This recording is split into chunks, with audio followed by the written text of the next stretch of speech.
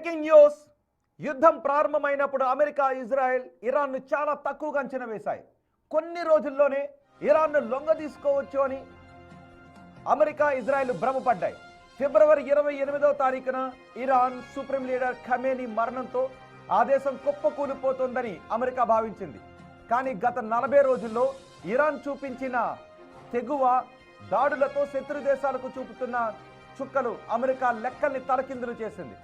Iran 10 ప్రతిపాదనలకు okay చెప్పే స్థితికి తీసుకొచ్చింది.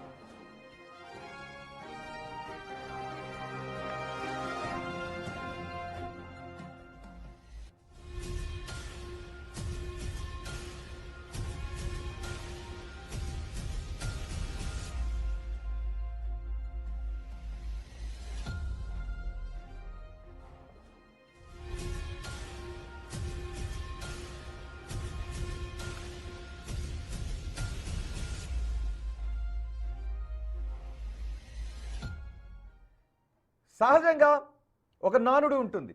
అమెరికా తుమ్మితే ప్రపంచ దేశాలకు జలుబు చేస్తుంది అంటారు. అమెరికా ప్రభావం ప్రపంచంపై అలా ఉంటుంది.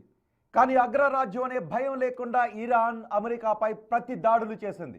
ఫిబ్రవరి 28న అమెరికా, ఇజ్రాయెల్ దాడులు ప్రారంభమైనప్పటి నుంచి ఇరాన్ ఏ మాత్రం మౌనంగా లేదు. గల్ఫ్ దేశాల్లోని అమెరికా స్థావరాలు ఇజ్రాయెల్పై వందలాది బ్యాలిస్టిక్ క్షిపణులను, డ్రోన్లను ప్రయోగిస్తూ విరుచుకుపడింది.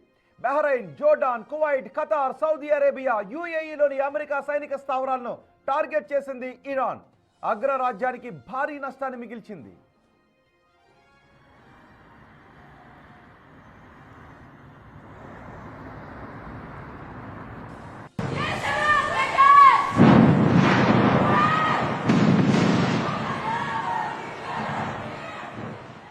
ప్రపంచ ఆర్థిక వ్యవస్థను శాసించే హర్మూజ్ జలసంధిని మూసేసింది ఇరాన్. ఆ మూసివేయడం ద్వారా అమెరికాకు ముచ్చెముటలు పట్టించింది. అమెరికా, ఇజ్రాయెల్ వాటి మిత్ర దేశాల నౌకలను హర్మూజ్ నుంచి అనుమతించే ప్రసక్తే లేదు అని ఇరాన్ స్పష్టం చేసింది. ట్రంప్ చాలా డెడ్ లైన్ విధించాడు. ట్రంప్ ఎన్ని డెడ్ లైన్ విధించినా ఇరాన్ మాత్రం తన పట్టును సడలించలేదు. దాని ఫలితంగా ప్రపంచవ్యాప్తంగా చమురు, గ్యాస్ ధరలు పెరిగి అమెరికాపై అంతర్జాతీయంగా ఒత్తిడి పెరిగింది. చివరకు ట్రంప్ తన వినాశకర దాడులను వాయిదా వేసుకోవాల్సిన పరిస్థితి వచ్చింది.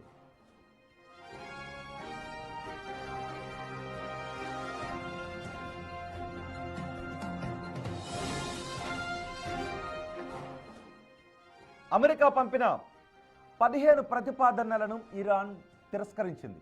తాజాగా పాకిస్తాన్ మధ్యవర్తిత్వంతో జరుగుతున్న చర్చలకు ఓకే చెప్పిన ఇరాన్ తన సొంత 10 సూత్రాల ప్రతిపాదనను అమెరికా ముందు ఉంచింది. యుద్ధం కారణంగా నష్టపోయిన తమకు నష్టపరిహారం చెల్లించాలి అని, ఆంక్షలు ఎత్తివేయాలి అని, అమెరికా దళాలు పశ్చిమాసియాను విడిచిపెట్టి వెళ్లిపోవాలి అని డిమాండ్ చేస్తూ అగ్రరాజ్యాన్ని డిఫెన్స్ లో పడేసింది ఇరాన్. తమ ప్రతిపాదనలను అంగీకరించడం మినహా గత్యంతరం లేని విధంగా శత్రువును నిస్సహాయ స్థితిలోకి నెట్టింది ఇరాన్.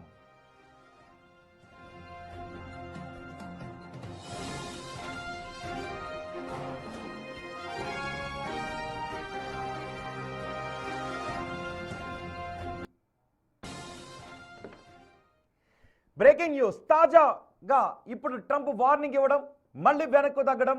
ఇరాన్పై దాడుల విషయంలో ఇది ట్రంప్ తీరు. విధ్వంసాన్ని సృష్టిస్తామని ప్రకటించడం, గంటలు గడవక ముందే మాట మార్చడం ట్రంప్కు పరిపాటిగా మారింది. తాజాగా ఇరాన్ను నాశనం చేస్తాను అని ట్రంప్ ప్రకటించాడు. అయితే తాను విధించిన గడువును ఆ గడువు ముగియటానికి గంట ముందే మరో కీలక ప్రకటన చేశాడు ట్రంప్. ఇరాన్, అమెరికా మధ్య 2 వారాల కాల్పుల విరమణ ఒప్పందం కుదిరింది అని సోషల్ మీడియా వేదికగా ప్రకటించాడు.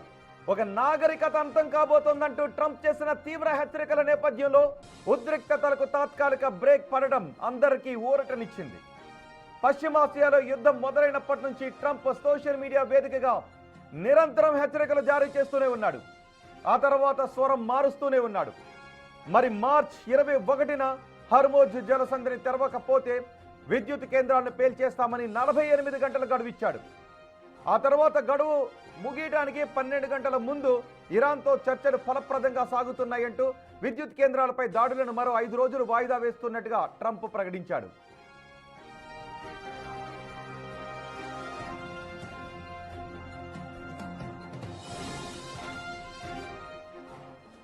ఆ తర్వాత మార్చి 26 మళ్లీ స్వరం మార్చాడు ట్రంప్. ఇరాన్ దాడులు ఆపకపోతే భారీ విధ్వంసాన్ని సృష్టిస్తామని వార్నింగ్ ఇచ్చాడు. ఒక్కసారి దాడులు ప్రారంభమైతే ఇక వెనక్కు తగ్గే ప్రసక్తే ఉండదు అని, ఇరాన్ మౌలిక సదుపాయాలపై భారీ దాడులు చేసేందుకు సిద్ధంగా ఉన్నామని హెచ్చరించాడు. అయితే వార్నింగ్ ఇచ్చి గంటలు గడవక ముందే ట్రంప్ మళ్లీ మాట మార్చాడు. ఇరు దేశాల మధ్య చర్చలు బాగా జరుగుతున్నాయంటూ అంతకుముందు ఇచ్చిన గడువును మరో 10 రోజుల పాటు పొడిగించాడు. ఏప్రిల్ 6 రాత్రి 8 గంటల వరకు ఇరాన్కు టైం ఇచ్చాడు.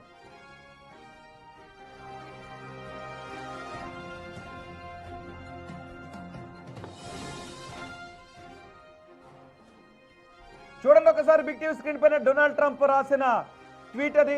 Whole civilization will die tonight. అది నిన్నటికి సంబంధించిన వార్నింగ్. అంటే మొత్తం ప్రపంచం నిన్నటి రాత్రి ఏదో జరిగిపోతుంది, ఇరాన్ మొత్తం అంతమైపోతుందేమోనని అనుకున్నారు.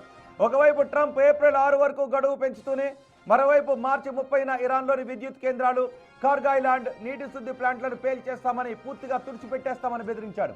ఈ ప్రకటన ప్రపంచవ్యాప్తంగా వణికించింది. మార్కెట్లు వణికిపోయాయి, ప్రపంచ మార్కెట్లు వణికిపోయాయి. ఒకవైపు ఒప్పందం కుదురుతుందంటూనే మరోవైపు కీలక మౌలిక సదుపాయాలను ధ్వంసం చేస్తామని భయపెట్టిన ట్రంప్ ఆ తర్వాత వెనక్కు తగ్గాడు.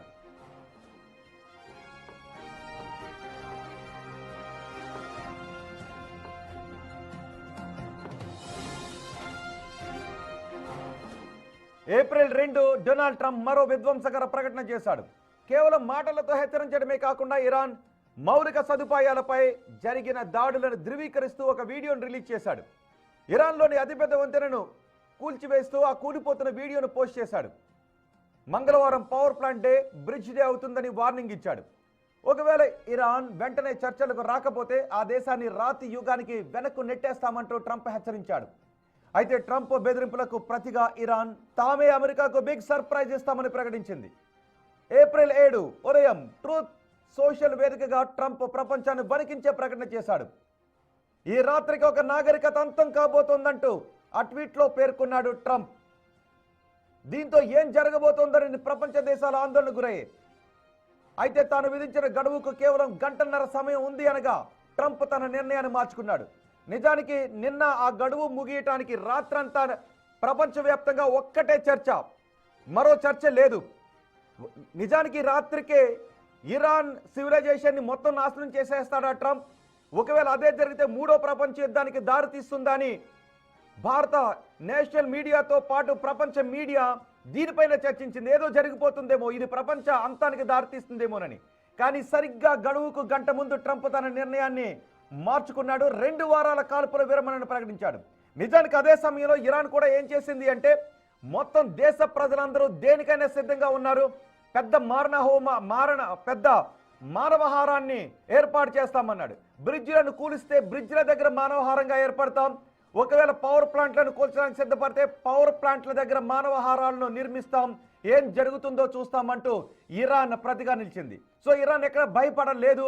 దీంతో ఆ గంట సమయం, ఇంకా 60 నిమిషాల సమయం ఉంది అనగా ఆ 60 నిమిషాల సమయం తర్వాత ఏం జరుగుతుంది? ప్రపంచ అంతానికి ట్రంప్ ప్రకటన చేయబోతున్నాడా? అంటే ఇరాన్ సివిలైజేషన్ అంతానికి ట్రంప్ ప్రకటన చేస్తే ఆ తర్వాత మిగిలిన దేశాలు ఏ విధంగా రియాక్ట్ అవుతాయి? అది 3వ ప్రపంచ యుద్ధానికి దారితీస్తుందా, అణు యుద్ధానికి దారితీస్తుందా అనే భయం వ్యక్తమవుతున్న సమయంలో 60 నిమిషాల ముందు, గంట ముందు ట్రంప్ ఈ కాల్పుల విరమణను ప్రకటించడంతో ఊపిరి పీల్చుకున్నారు. మొత్తం ప్రపంచం ఇప్పుడు ఊపిరి పీల్చుకుంది.